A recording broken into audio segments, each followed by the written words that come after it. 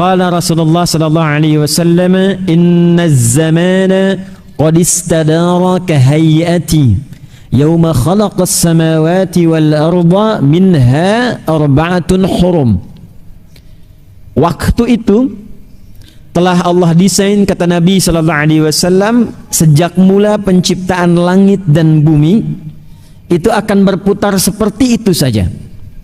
Jadi kalau sekarang misal jam 4.30 sore, besok pun nanti akan berputar waktunya sama, ketemu 4.30 lagi. Sore ketemu sore, pagi ketemu pagi, malam ketemu malam. Demikian selanjutnya. Yang merubah keadaan itu perilaku kitanya. Yang menjadikan ada bangunan di kanan, di kiri, kemegahan di depan, di belakang, itu kinerja kitanya. Jadi kalau ada orang-orang yang hanya diam saja, tidak memanfaatkan waktu, tidak digunakan dengan baik, itu disifati oleh Al-Quran sebagai orang yang rugi. Quran surah 103 disebut dengan surah Al-Asr. Asr itu waktu yang mengiringi kegiatan kita. Jadi sekarang pun Asr, nanti pun Asr. Secara momentumnya sekarang sore masa, nanti lail malam, nanti sabah pagi. Tapi setiap waktu yang terjadi itu yang kita isi dengan aktivitas, itu disebut dengan asr namanya. Nah, ciri khas orang beriman, dia mampu menggunakan semua waktunya secara teratur supaya dia tata menjadi kegiatan-kegiatan yang dengan itu melahirkan manfaat-manfaat yang dia rasakan di dunia sampai dengan di akhirat. Jadi menjadi orang beriman itu menjadi orang yang teratur, menata waktu dengan baik. Karena itu di awal sholat, baru saat bangun tidur, kita diminta oleh Allah menunaikan sholat. Sholat pertamanya apa namanya? Kebanyakan main lato-lato kayaknya ya. Bunyinya kenceng, tak begitu ditanya. Sholat yang kita tunaikan pertama kali bangun dari tidur, sholat apa namanya? Subuh. Kenapa disebut subuh? Itu ada artinya, ada maknanya. Seakar dengan kata asbah, sesuatu yang siap dengan rencana yang teratur. Jadi kalau orang Arab bertanya kaifa asbahta, itu artinya bukan sekedar bagaimana kabarmu pagi ini, tapi maksudnya engkau punya rencana apa yang akan dieksekusi dimulai pagi ini. Jam 7 engkau mau kemana? Jam 8 ada di mana? Jam 9 apa yang engkau akan kerjakan? Quran surah ke-81 di ayat ke-18, demikian isyaratnya. Was-subhi idza tanaffas. Dan aku bersumpah demi waktu subuh yang dari mulai waktu itu kegiatan harus mulai ditata sesuai dengan nafas yang keluar dari tubuh kita. Ya, jadi orang beriman itu bangun dari tidur, dia sudah punya rencana yang jelas. Kalau dia tak punya rencana yang dibimbing oleh imannya menjadi baik, maka disebut rugi oleh Al-Quran. Turunlah surah ke-103. Wal asr. Demi waktu yang aku berikan pada setiap manusia untuk beraktivitas.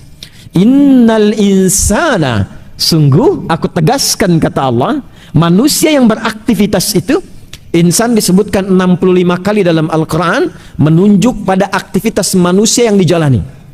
Sungguh manusia yang beraktivitas itu akan berpotensi rugi jika tak mampu memanfaatkan waktu yang diberikan kepadanya. Illalladzina amanu. Illalladzina perhatikan, ini bukan sekedar terjemahan, kecuali orang beriman. Bukan seperti itu menerjemahkannya. Cara memahaminya, orang beriman itu nggak rugi. Orang beriman itu teratur.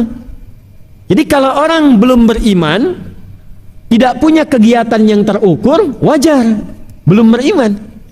Tapi kalau sudah beriman, kata Allah, imannya membimbing dia untuk teratur. Kegiatannya teratur, dari ujung kepala sampai ujung kaki teratur, tatapannya teratur, nggak boleh sembarangan menatap. Beriman. Qul lil mu'minina yaghuddu min absarihim. Muhammad sallallahu alaihi wasallam viralkan, kata Allah. Nah, terjemah kekinian viralkan, ya. Kan kalau sudah viral, like, share, and subscribe, ya.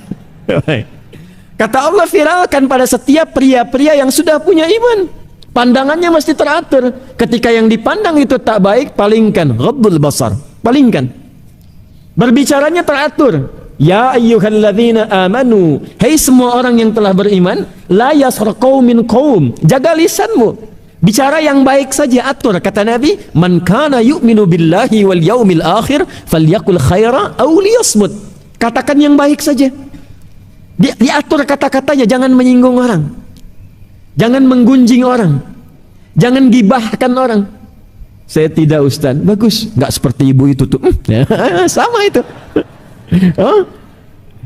Jadi kita itu makhluk teratur sepanjang kita beriman. Bicaranya nggak boleh sembarangan, berjalannya teratur. Wa ibadur rahmanil ladzina yamshuna 'alal ardi hauna wa idza khatabahumul jahiluna qalu salama. Jalan insan beriman tuh hamba Allah yang penyayang, kata Quran tuh teratur jalannya. Nggak mungkin mampir ke tempat-tempat yang tidak jelas. Pandangan teratur, pendengaran teratur, lisannya teratur.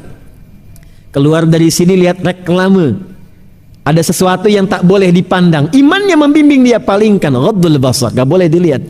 Lisannya istighfar, wasari'u ila maghfirah, astaghfirullah. Harusnya tidak seperti itu. Dan antara pandangan dan lisan tidak ada yang terlambat. Astaghfirullah. Salah ini. Itu orang beriman. Karena itu kalau sudah beriman, itu konsisten beramal soleh. Perhatikan, illalladzina amanu wa amilus. Nah, jadi sejak bangun tidur itu,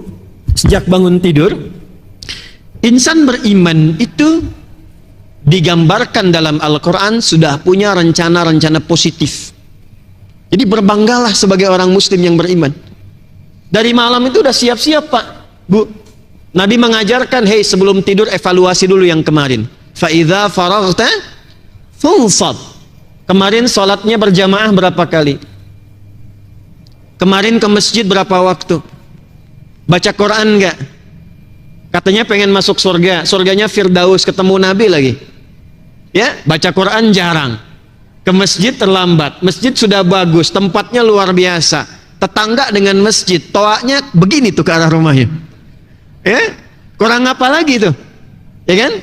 Cita-cita surga Firdaus dekat dengan Nabi, hisabnya pengen ringan. Quran bertanya, ya, hei, bagaimana amalanmu? Bagaimana konsistensimu? Maka mulai dari saat akan tidur evaluasi.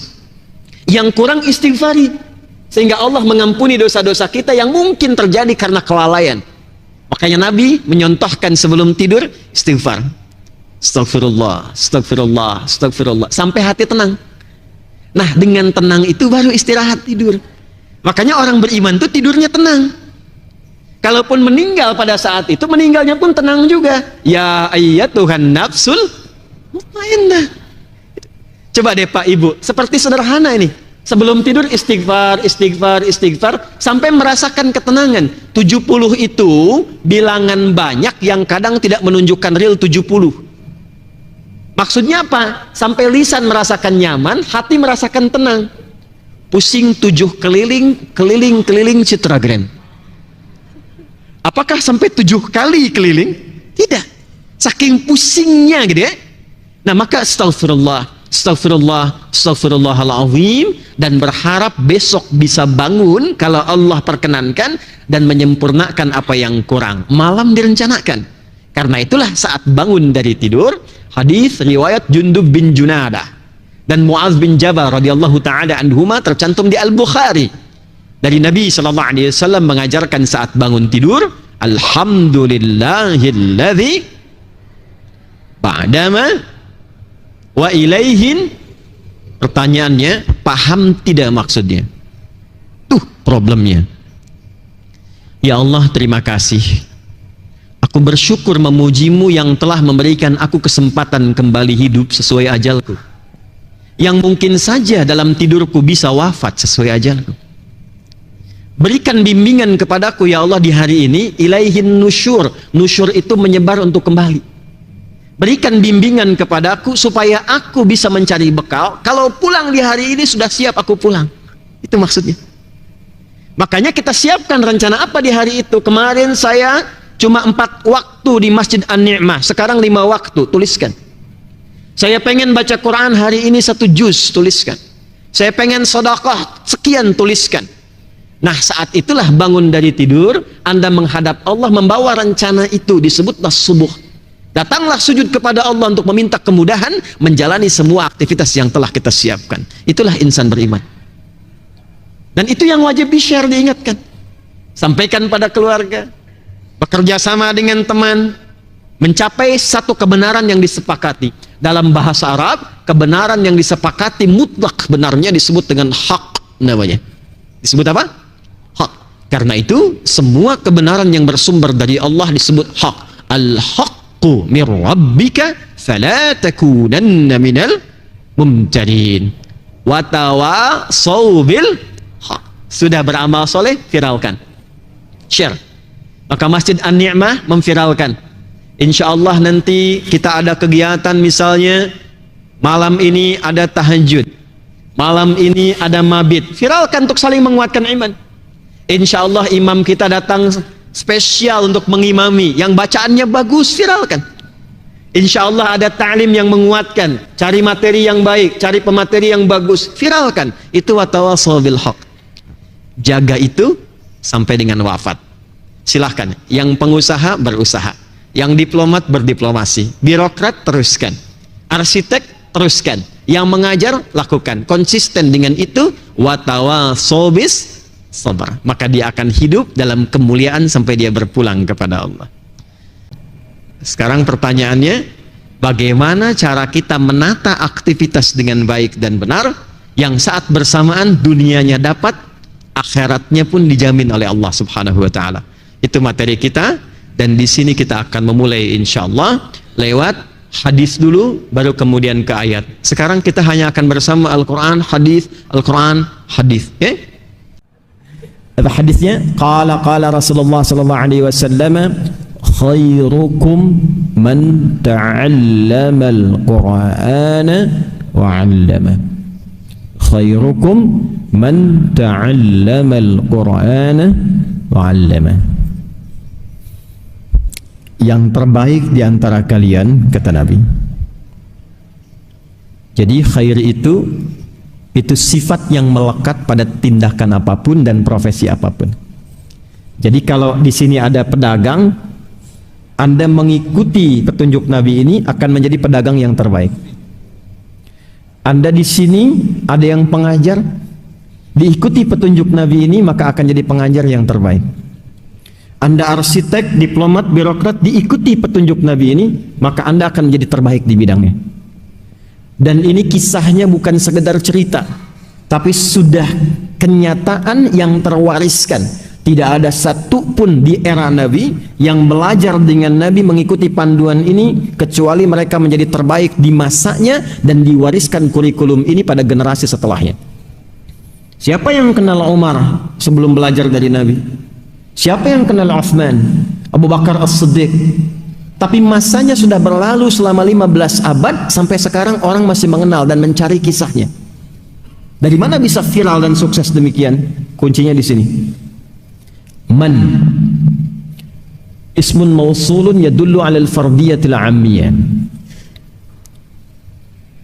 Kata sambung konjungsi kadang menunjuk pada subjek atau objek secara personal. Jadi kalau di Quran ditemukan man atau di hadis disebutkan man, artinya tawarannya bersifat personal kepada setiap orangnya, nggak dibedakan sama sekali. Karena itu saya sedang mengartikan siapapun. Ya, kan yang sekarang suka ada yang mengartikan barang siapa. Nah, saya agak menghindari penerjemahan barang siapa, karena sampai detik ini saya belum menemukan memang itu barang punya siapa gitu. Jadi saya lebih memilih siapapun, besar, kecil, tua, muda, yang ingin jadi yang terbaik. Maka syaratnya kata Nabi 2. Berapa syaratnya? 1, ta'allamal Qur'an. Ta'allamal Qur'an. Mau belajar isi Al-Quran dengan sungguh-sungguh serius. Mau belajar Al-Quran dengan serius. 1. Nanti kita akan lihat rahasianya. 2, wa'allamah, dan mempraktekan atau bahkan mengajarkan apa yang ia telah pelajari itu. Belajar kandungannya dengan sungguh-sungguh serius, Lalu setelah dipahami, dipelajari, praktikan, bahkan ajarkan kepada orang lain apa yang telah dipahami itu. Ada apa di balik rahasia ini? Kenapa mesti Al-Quran? Itu yang coba kita akan turunkan di pertemuan sore ini, tentang rahasia besar Al-Quran yang mengantarkan pada kesuksesan berkehidupan. Baik, dan ini sudah nggak perlu diriset karena sudah dibuktikan dalam kehidupan kita. Kita mulai dengan Quran surah kedua Al-Baqarah di ayat ke-38. Mohon izin saya sedikit melambatkan uraiannya karena sudah masuk ke inti bahasan supaya mudah untuk didengar dan dipahami. Quran surah kedua Al-Baqarah di ayat ke-38, paling kanan sebelah atas di mushaf standar. Qul nahbitu minha jami'a. Adam, Hawa, sekarang misi kalian di bumi akan dimulai. Siap-siap turun ke bumi. Fa imma ya'tiyannakum minni huda. Maka bersamaan dengan dimulainya misi kalian di bumi menjadi khalifah di bumi, turun, aku akan berikan pedoman berkehidupan. Tugasnya apa? Ini pedomannya. Ini kurikulum hidupnya. Jadi tidak ada satupun kegiatan Nabi Adam alaihissalam di bumi kecuali oleh Allah dibimbing supaya mudah dikerjakannya. Bersamaan dengan turun, ini pedomannya. Dalam bahasa Al-Quran, pedoman itu disebut dengan hudan namanya. Apa namanya? فَمَنْ تَبِعَ هُدَايَ فَلَا خَوْفٌ عَلَيْهِمْ وَلَا هُمْ يَحْزَنُونَ. Jika pedoman ini diikuti, mau mengerjakan sesuatu, lihat pedomannya. Mau melakukan aktivitas tertentu, lihat pedomannya, praktekkan. Jika itu diikuti, kata Allah, aku jamin semua aktivitasmu ya Adam plus keturunanmu, karena nanti bentuknya berubah jamak tuh, fala khaufun alaihim. Perhatikan, pakai him tuh, bukan cuman engkau Adam. Pedoman ini kalau diikuti anak cucumu, aku jamin semua aktivitas mereka akan lekat dengan dua hal saja. Fala khaufun alaihim wala hum yahzanun. Semua kegiatannya akan menenangkan, tenang. La khauf, tidak gelisah, artinya tenang. Wala hum yahzanun, dan tidak bersedih, menyenangkan, senang. Masya Allah.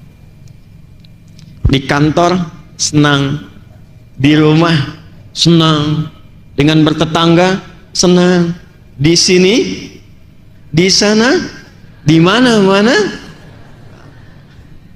dan tenang. Jadi sebetulnya desain kehidupan aktivitas di bumi ini menyenangkan. Apapun yang dikerjakan itu menenangkan dan menyenangkan. Seharusnya bekerja itu tidak banyak gelisah, tenang.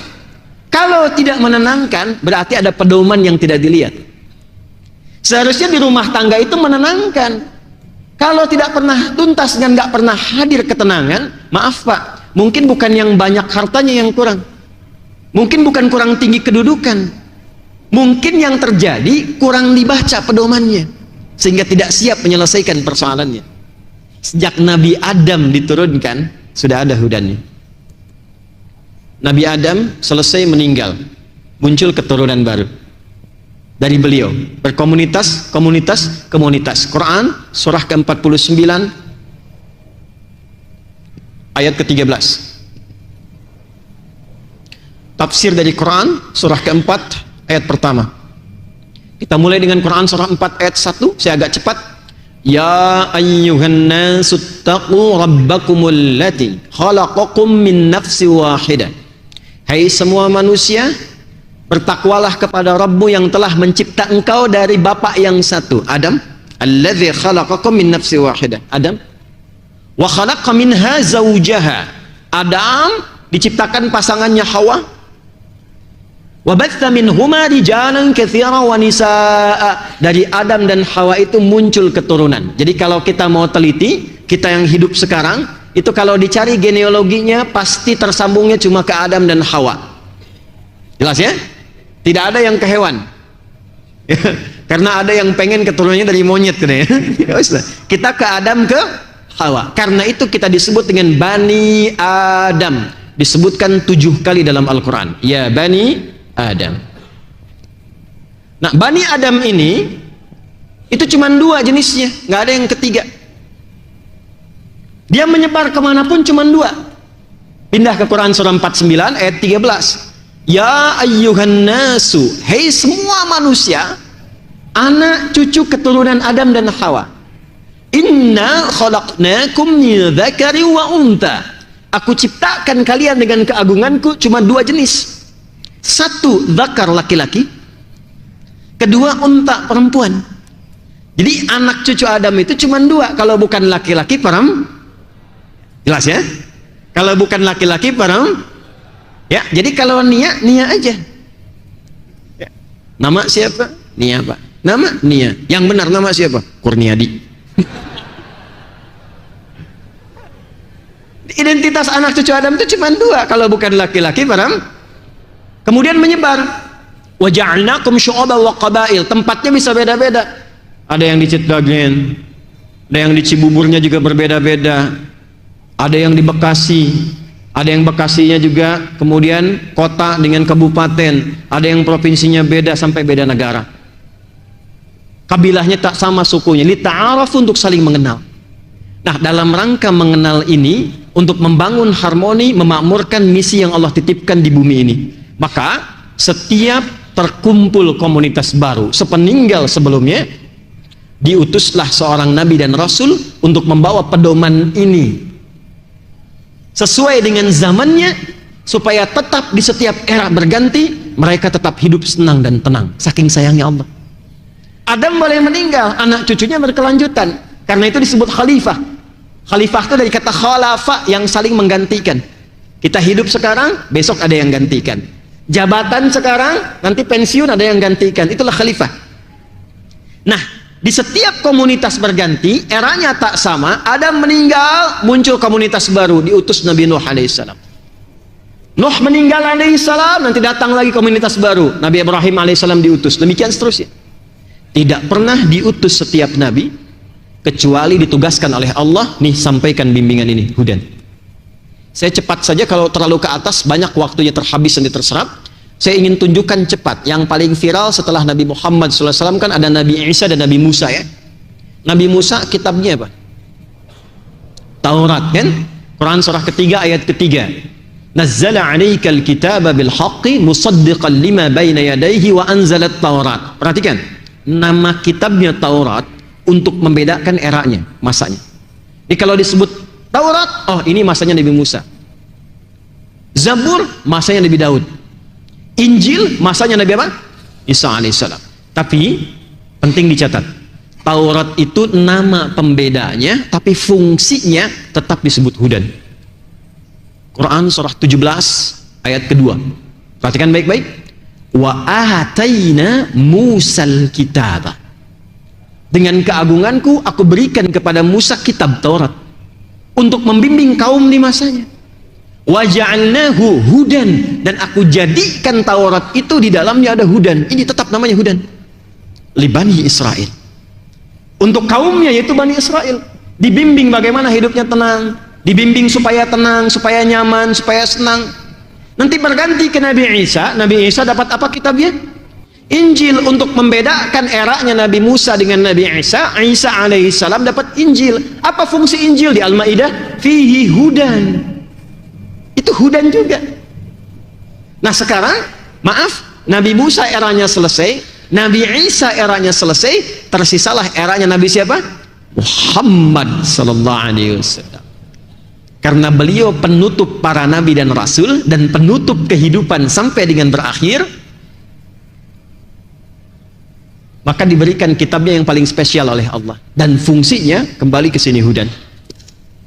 Karena nabinya spesial, maka kitabnya diturunkan di waktu yang paling spesial. Malamnya jadi spesial, harinya spesial, bulannya spesial. Malaikat yang bawanya naik pangkat langsung ke tingkat tertinggi Sayyidul Malaikah. Tempat turunnya langsung diberkahi. Itulah Al-Quran.